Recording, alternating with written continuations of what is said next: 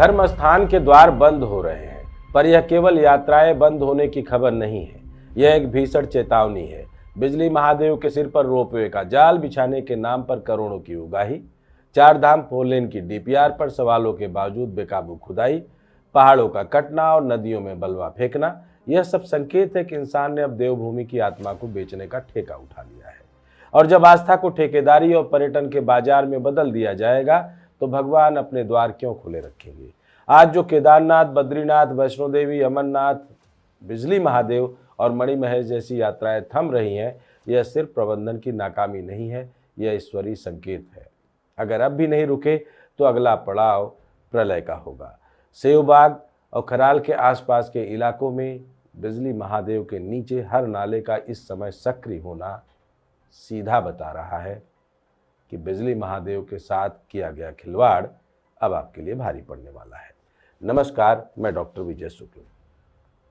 केदारनाथ धाम बंद, बद्रीनाथ धाम बंद, माता वैष्णो देवी धाम बंद, ऋषिकेश के घाट बंद, बिजली महादेव के दर्शन बंद, मणिमहेश यात्रा बंद, किन्नर कैलाश बंद, धारी देवी बंद, अमरनाथ यात्रा बंद। यह सूची कोई साधारण सूची नहीं है, यह हमारे समय की सबसे बड़ी चेतावनी है। वे स्थान जहां मनुष्य साक्षात ईश्वर से मिलते थे, जहां देवत्व का अनुभव होता था, जहां भक्ति और आस्था का शुद्ध प्रवाह बहता था, वे स्थान अब बंद है। यह बंद होना केवल प्रशासनिक आदेश नहीं है, यह केवल प्राकृतिक विपदा नहीं है, यह केवल यात्रियों की सुरक्षा का बहाना नहीं है, यह एक ईश्वरीय संदेश है कि इंसान ने सीमा लांघ दी है और अब भगवान स्वयं अपने द्वार बंद कर रहे हैं। यह सोचने वाली बात है कि आखिर एक एक कर सभी पवित्र धाम और यात्राएं क्यों रुक रही हैं। क्या यह महज मौसम की मार है? क्या यह केवल हादसों और दुर्घटनाओं का परिणाम है, या यह वह संकेत है जिसे हम बार बार अनदेखा कर रहे हैं?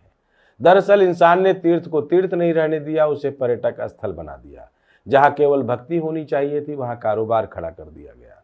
जहां साधना और सेवा का वातावरण होना चाहिए था, वहां होटल, पैकेज, रेस्टोरेंट और मॉल की तरह भीड़ भाड़ लगा दी गई। जहां ईश्वर के दर्शन का भाव होना चाहिए था, वहां सेल्फी पॉइंट और एडवेंचर पैकेज की दौड़ लगा दी गई। यही असली भूल है, यही असली अपराध है, और यही वह वजह है जिसके कारण भगवान ने स्वयं अपने द्वार बंद कर दिए। आज अमरनाथ यात्रा को देख लीजिए, इसे एक एडवेंचर ट्रैक बना दिया गया। केदारनाथ के रास्ते को कैफे और रिसोर्ट से पाट दिया गया।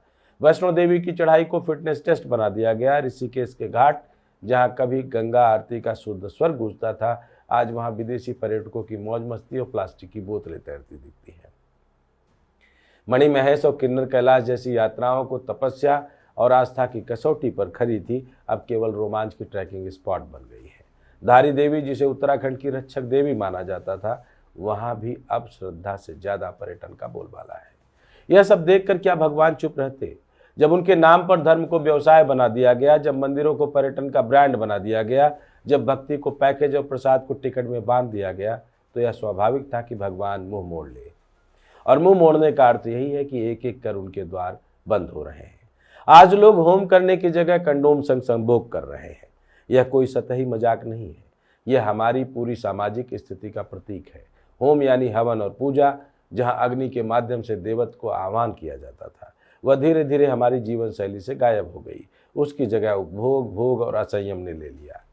देवभूमि जहां सदियों से तपस्या, संयम और ब्रह्मचर्य का महत्व रहा, आज वहां व्यभिचार और भोग की संस्कृति फैल गई है।